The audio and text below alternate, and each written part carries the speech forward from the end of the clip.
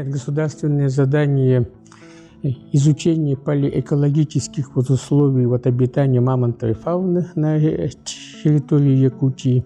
Но этим, конечно, мы не ограничиваемся. У нас уже выполнение самого государственного задания очень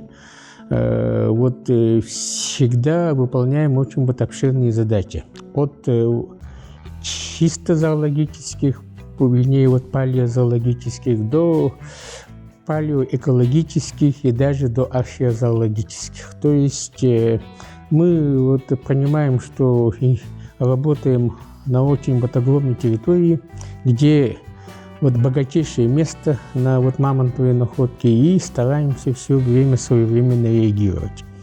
И из-за этого у нас время от времени получается очень хорошие открытия и мирового уровня, и чисто такие фундаментальные работы делаем.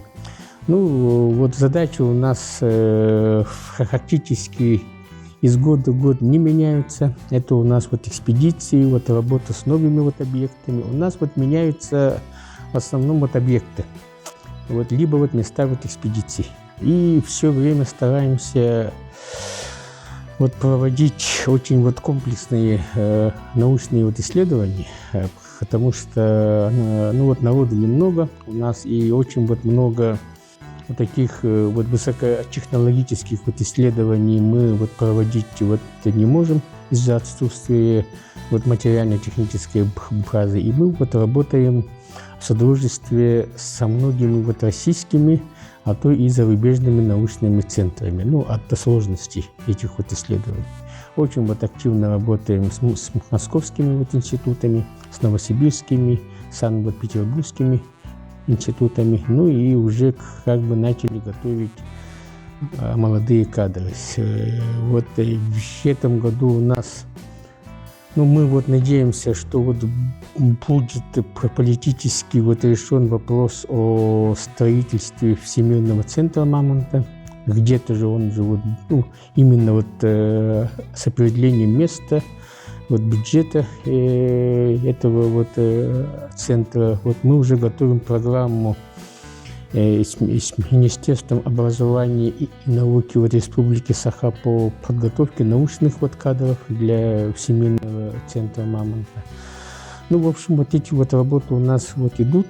И понятно, что выполняем большое количество таких технических работ, например, экспертиз для правоохранительных органов. Там готовим, участвуем в подготовке школьников. Наши сотрудники часто курируют школьников. Мы сами там еще обучаем студентов, научными руководителями бываем. В общем, такая рутинная работа.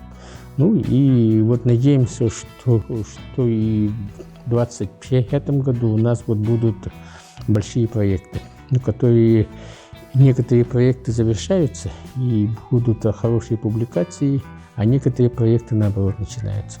Насчет выставочных проектов, да, последние выставки зарубежные у нас были в 2019 году, но российские выставки мы фактически ежегодно делаем. В Москве, например, или во Владивостоке, но в этом году мы надеемся на российскую выставку во Владивостоке во время Восточного экономического форума.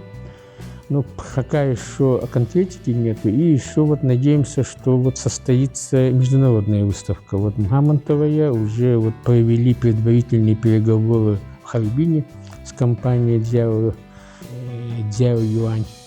И надеемся, что все-таки в конце 2025 года выставку вывезем для участия в фестивале «Льда и снега».